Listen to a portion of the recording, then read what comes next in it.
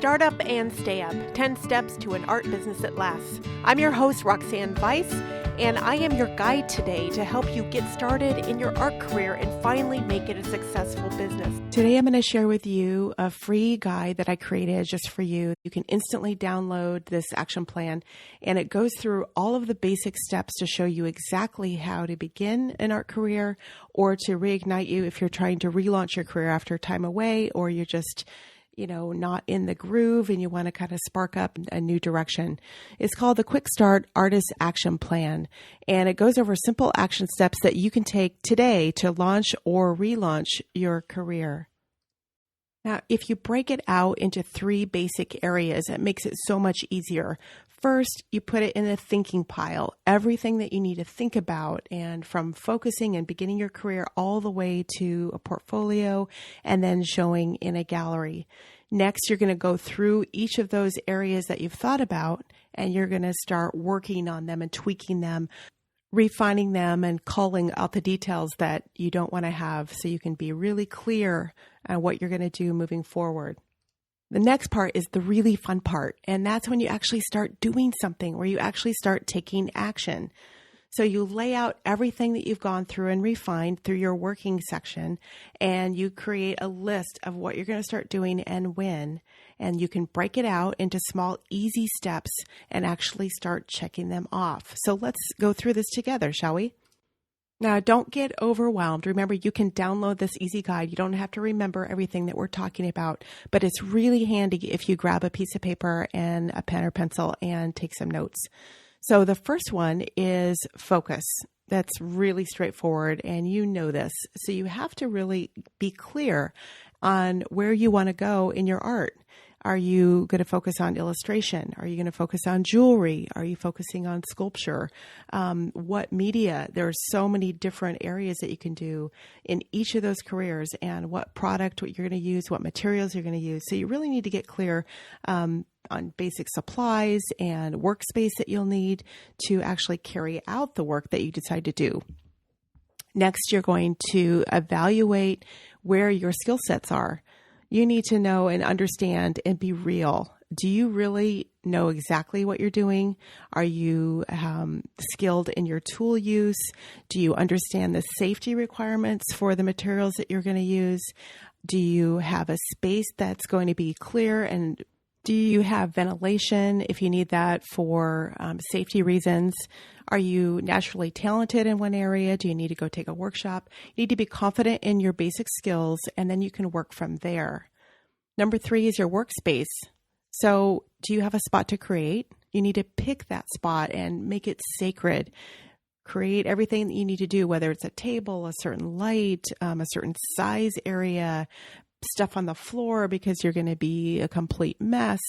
You need to make sure that that's ready to go, so you don't even have to think about it when you have a creative moment. You can just get right to work and actually make that happen.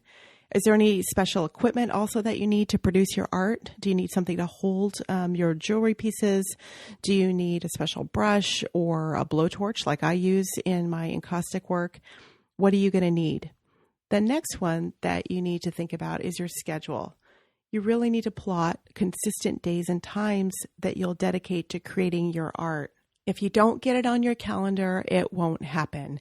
And one of the basic things that kept me from work a long time was that I just wasn't disciplined. And I would think about it and I would kind of work a little here and there, and then weeks or months would go by and nothing was finished. So when I started taking a weekly class with a neighbor is when I got disciplined in the pattern of once a week creating art. And that's where I started from. And then pretty soon it was a few times a week. And then it was every day. And then it was like an insatiable need that I just had to create. And that was my main thing. So you have to start somewhere, get it scheduled and consistent. And then it's like an engine. You could just start flowing with it. So it may seem hard right now where you're at, but if you get started, I promise you that it will get easier if you just keep it going. Next, you need to think about your budget. And again, you need to really be real. I know it's walking into an art supply store. You can get really overwhelmed and your basket is overflowing, but you've got to be able to pay for that stuff. And it's great if you can pay cash. But you need to really determine your art-related expenses. And this should be a lot easier if you've gone through those first steps of figuring out what you're actually going to focus on, what you're going to create, and then the workshop and workspace areas where you know exactly what tools you need. So you should be able to write those out on the list, do your research to figure out how much those things that you don't have are going to cost and when you can get them. Figure out your budget for beginning to set up your workspace. Then you're going to focus on the income. How much do you want to make? How much do you need to make? You can start often as a small side hobby for your art, but if you have a desire for it to be your primary source of income, you really need to be diligent about deciding how much that is going to take for you to supply your income for you, for your family, for all of your living expenses, and then break that down into how much art you can make, how many pieces you can create, and how much that those need to cost or what price you're putting on those. And that's an easy way to kind of figure out what exactly you have going forward. This will also help you in the future when you're reviewing your prices for your work. Then you can match it with your financial plan and make sure that everything is in line and adjust them where needed. Then you'll go into your portfolio. What art do you have already? If you have zero, that's fine. You just need to begin and create that first piece. Wherever you're at, you need to really take a look at your portfolio. And if you've already got things photographed or you've got images scanned, or you need to connect with a photographer, you know exactly where you're at, and you're going to start to identify each piece and get an image of that so you can create a portfolio. Once you have your portfolio in place, whether it's 5 images, 10 images, or more, then you can create a duplicate portfolio in another format. It's always an important idea to, if you have photographs, to create a CD from those, create a PDF compilation of those, something that you can hand out like a postcard or a tear sheet. Once you've got your portfolio in digital format, then it's super easy to update or create a website from that. If you don't have a website currently, there are so many free ways that you can begin, from sites like Etsy and Squarespace, WordPress, even to do a blog, Big Cartel or Shopify. There are so many shopping cart integrated sites now that you can just simply do a search and just choose the best plan for you. Once you have your online site created, then you'll need to consider sharing it. So it's a fact that if you're not sharing your work or connecting with people, you probably won't sell it.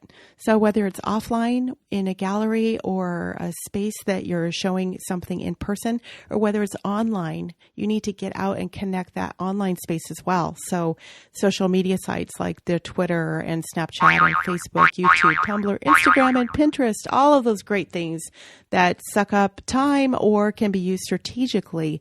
You need to decide, pick a focus that you're going to do, and get a plan in place so that you can share those strategically. What do I mean by strategically? Simply, you decide if you're going to use Instagram and Twitter, for example, and then you make a plan. How many times a day are you going to send that out? What images are you going to use? What quotes and what tweets are you going to use? Get it all in order so that it's not something that you're thinking about it while you're actually online, because that can really eat up your time when you're deciding and doing at the same moment. So decide first, get it in a plan, and then schedule time to actually go online and put that plan in place. You'll be able to be much more efficient and clear when you actually are sharing online. Another consideration that you need to be aware of is your connected branding. Making sure that your banners for each of the social media sites look like you. Are they the same colors? Is it your same style? Do you have an image that's exactly the same of your artwork? Do you have a certain font and type style that you like? So all of that should be seamless so that every time someone is on a different platform, whether it's Facebook or Twitter or Tumblr, that it looks like you, and you start to get recognized that, oh, that's that great jeweler I love, or whatever your media is. So if you need help doing that, find a designer. If you can do it yourself, use your Photoshop or go to sites like canva.com, and I'll put that in the show notes as well if you haven't heard of that. Wonderful site for creating your own banners for Facebook and Twitter and more.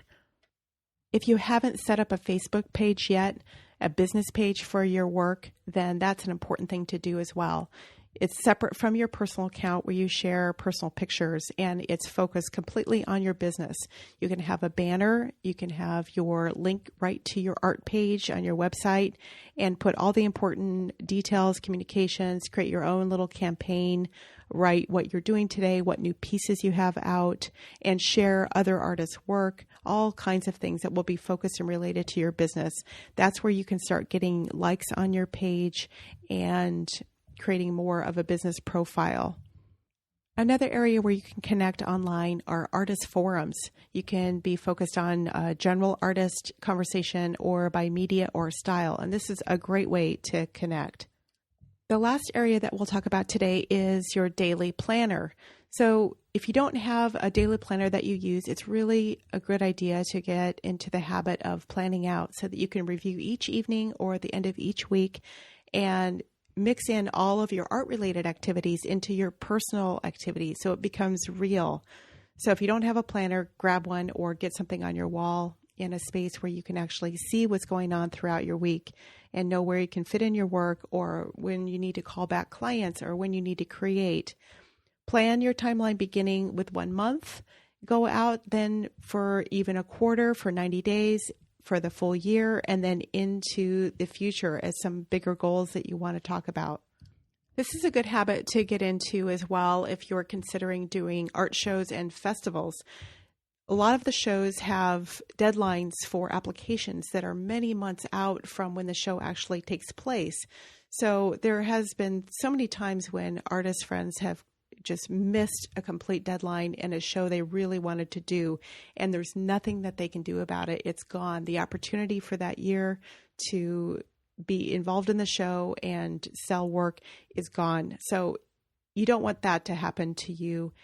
Get a calendar, put the dates on when show applications are in, give yourself a cushion, schedule 2 weeks out, a month out of when that actual deadline is so that you're not stressed and rushing around and submitting something that doesn't fully represent your quality. You made it. We've just reviewed the Artist Guide to Action, and that covers the basics of creating an art business, and that is just the beginning. Over at creativetempo.com, I go more in detail into each subject, so if you need more information, just head on over there, and I've got courses that I'm creating as well that you can get some hands-on, and you can also contact me and go to the Work With Me section, and if you need just a chat, it's a free hello call. You can just get in touch with me and we can just go over a quick Q&A, whatever your specific questions are. Or if you need help further, I've got ways to do that too. You might be wondering more about who I am, and I am a professional working artist, and I own a gallery and an artisan business. I also have done marketing and operations in many startups. And so what we've learned today is many steps to get you off on a solid foundation for your art business. The simplest things for you to do is to go over to creativetempo.com, and there is and you're welcome to contact me if you need further help, but this should give you a great DIY fast forward to getting a solid career going and getting your first sale or restarting your career.